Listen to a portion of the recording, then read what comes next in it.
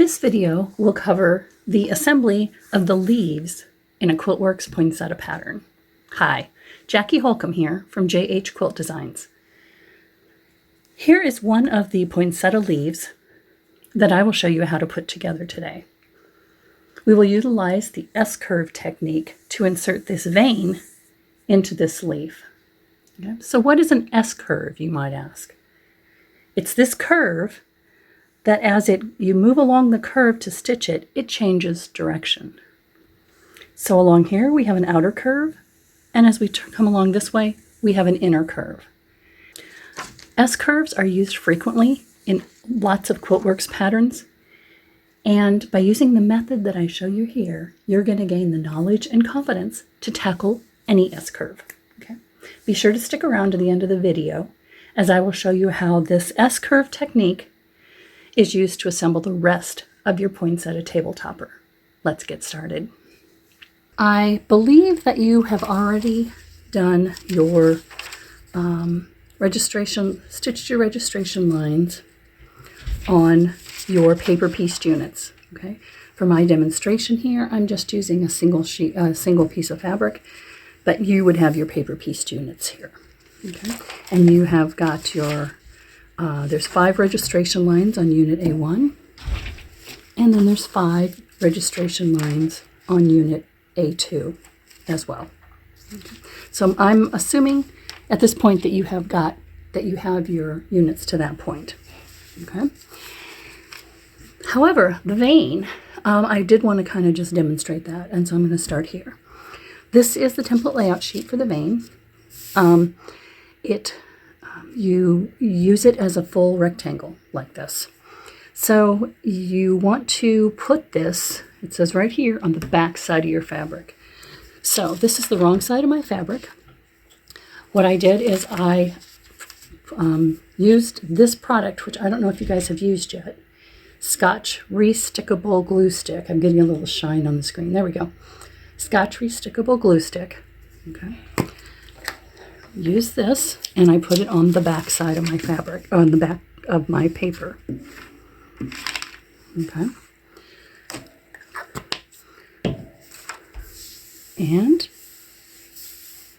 fix it down. Now, you can see that the paper is affixed to the back side of the fabric. This I have my paper stuck down to my fabric. I went over and I stitched these registration lines all in one fell swoop. Okay. So now what I want to do is I want to cut. I'm going to cut one of these out. And so through the magic of video, here it is cut out. One vein. Right. Now the first thing you want to do on these after you get them cut out is you see these little tick marks here.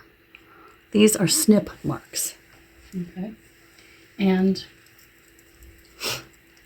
we just want to, while it's still attached, while the paper is still attached to the fabric, just want to take some sharp scissors, and we are only going to snip as far as the end of that line. We don't want to go all the way to the seam allowance because that'll weaken our seam allowance. So basically we're cutting 1/8 of an inch in.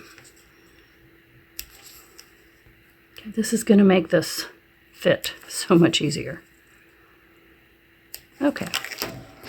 Now, we do need to remove. So now that that's done, we want to take the paper off of this end. Okay, we want to leave the paper on this end because we are going to want to see where this stitching line is. Okay, so, but if we took the paper off right at this registration line, okay, like we will here, take this one off. Okay, lay my add a quarter ruler down. If I just pull it like that, I don't pull the stitches out. Okay, if I do the same thing here, they come loose, and so you'll lose this piece down here. So what you want to do is lay your add a quarter ruler down so that you're not right next to the seam. Okay, so you have this extra bit of paper that holds that whole piece of paper in place. Okay, so now this is ready. So now once we have our vein prepped, we're going to bring over our A2 unit we're going to put it right side up. Okay, so it looks like this. And if we turn the vein right side up, this is how this fits together. And you can see where these TRP lines are. So here is the difficult part of this unit, is that this seam here is an S-curve. It's called an S-curve. An S-curve is one that changes direction. Okay, so here it's convex, and here it's concave, or the other way around. Okay, so it changes direction, and so to sew this seam all in one pass, and even to pin it all in one pass, is extremely difficult to do. So in order to alleviate that, we sew this seam in two parts. Okay, basically it's a partial seam. So we're going to sew this part of the seam first. We're going to start here and sew to this end of the seam. Then we're going to turn this over and do the rest of it. Okay. Now, when we do curves, and I know, Marcy, you'll know this very well from all of your Bally Wedding Star things. When we put our right sides together, we want to put the smile on top. Okay, and I know it sounds really corny, but the smile, when we're sewing curves together, the smile goes up, so on top, and the frown goes down or on the bottom. It's a stupid little thing to remember that. It's a stupid little rhyme, little saying to remember that, but it really does work. Okay, so the smile goes up. So we put the vein on top for this section. Okay.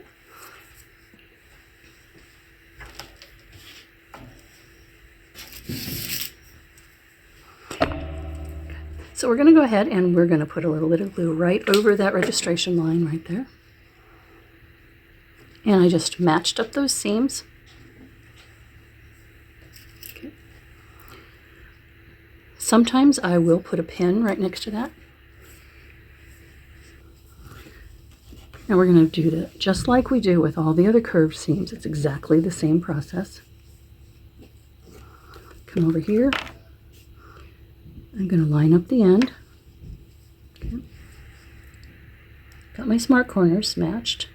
So I match my smart corners right there. I do put a pin in the end just because I don't want this to shift, and it also gives me a handle to hold on to when I'm sewing.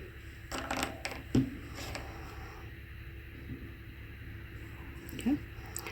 I'm gluing this part of the curve. And like we do with all other curves, we just tap it down and meet those edges.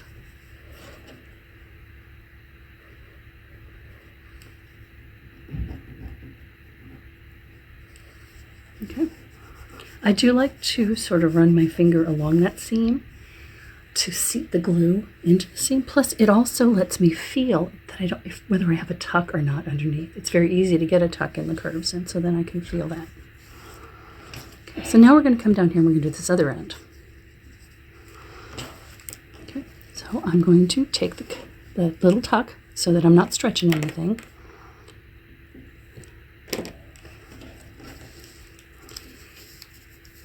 And I'm going to fold this back so that that is where my 1/4 inch seam is, and that's where I want to match it with.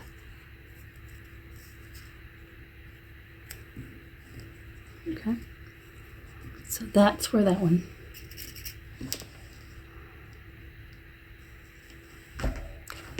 That's exactly what we did before.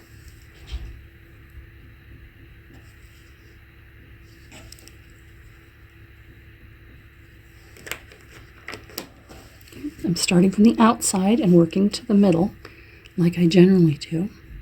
And it's just a little, and I like doing that. I like doing that so that if I do have to ease anything, if I've inadvertently stretched something and I end up with too much here, I can take this one out of the ways and I can spread that ease out instead of trying to make all of it fit in one. Okay. So now I have this part of the seam sewn. Excuse me. I have this part of the seam glued. So now I'm going to take it to my machine And I'm going to sew from this point all the way off this, oops. I'm going to take it from this point and sew it all the way off this edge. Okay, I have sewn this seam, and I've used a contrasting thread so that you can see my so you can see my seams.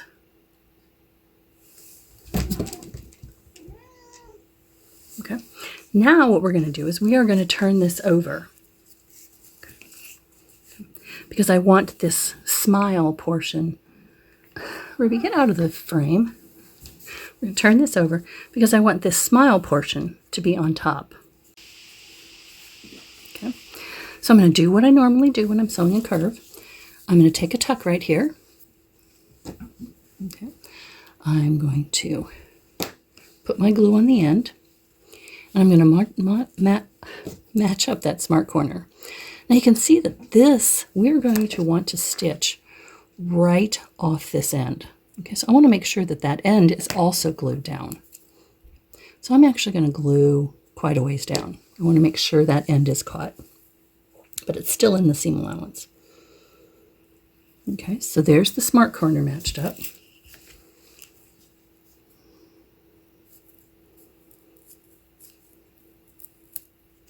Okay, and go ahead and glue under here. And you can see that you might be able to see that the paper's under there. Okay, we're just gonna do like we normally do on a curve, is just fit that around.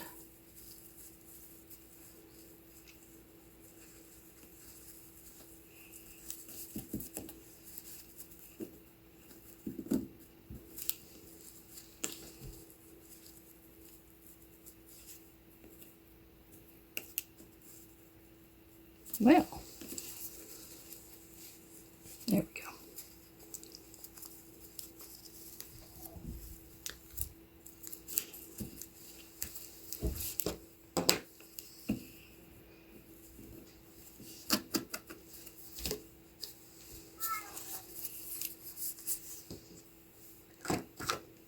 And now I will take this to my machine, and I'm going to start a few stitches before my TRP line, and I'm going to sew off this end. I'm going to sew all the way down here and right off of that point.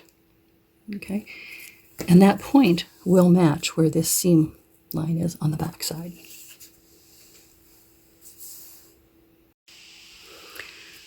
So now I have sewn from here off this edge. When I turn this over, you'll see I stitched pretty much on that seam allowance. Okay, I got a little off there, but that isn't going to matter. But I came right off this edge. Now what we want to do is we want to temporarily finger press this toward the A2 unit. Okay.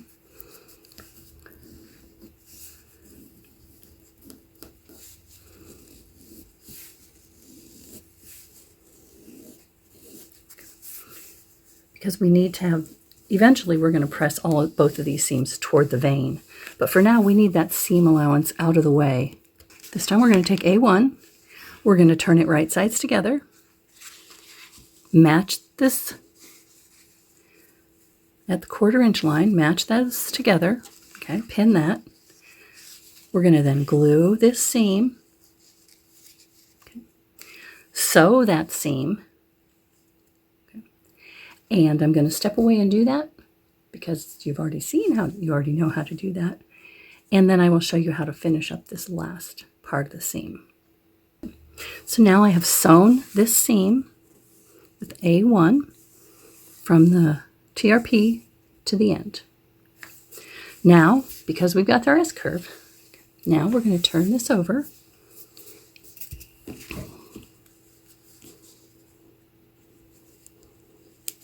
Okay. And we're going to fit this curve to this curve here.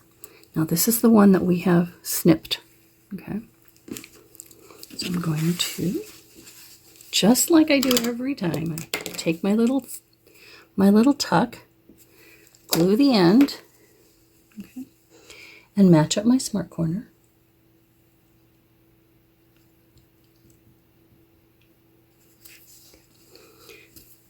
Put a pin there.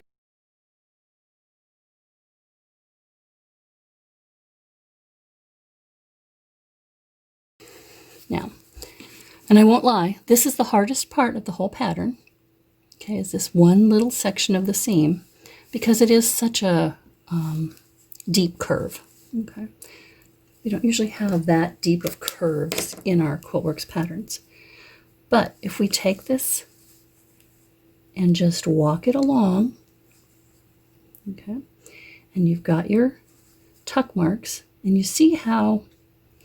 can see how these split marks are spreading apart, and how these will allow you to be able to match up this outside edge, okay. So although it looks much more difficult than the other seam, really goes together quite nicely with these snip marks. Okay. Now I'll go sew this seam and I'll come back and show you how to finish this up. Here is that seam that I just sewed. Okay. And you can see how those snip marks. Okay. Now, when to press this, I'm going to press the seam toward the vein. Okay, make sure not getting any tucks. Okay. And now I'm going to come back and I'm going to do the same thing with the other seam. I want it to now press toward. Okay, you'll see where there's a bit of interference, not down here at this end, but when it gets here and it's overlapping like this, okay? So from about halfway between these TRPs, I want to trim these seam allowances, okay? Now, if I do it this way, I can do it with my cutter, okay? And I just want to come like this. See your seam allowance. Just trim it down to about 1/8. You want to make sure you don't have anything else underneath it. Okay, just that little bit. And we're going to come and do the same thing on the other side. Okay, so from here to about midway there, we're going to trim this off. No smaller than 1/8 of an inch left. Okay. There we go. Okay, and there you have it. We've got our vein. We've got our S-curves done to get this vein into the middle of our leaf. I've pressed it. It's generally easier to press this the first time on the back so that you can get these seams tucked.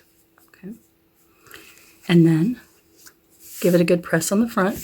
Try not to stretch any of these edges because everything on this pattern's bias. And there you go. Now, this technique that we just did to put this vein in here, this is the very same technique that you use to put the whole rest of the quilt together. Okay. So, when you look at the pattern and you have the layout here, the assembly graphics from your pattern, and you've got all of your leaves put together, okay, then you're going to lay it out like this. Then you come over here, and this is the seam that you sew first, right here. The arrows on the pattern tell you which direction to press the seam. Okay. So you'll sew all of those together. Then you come over here and you're going to sew this piece to this piece, which is right here. Okay. Again, the arrows point the direction to press the seam.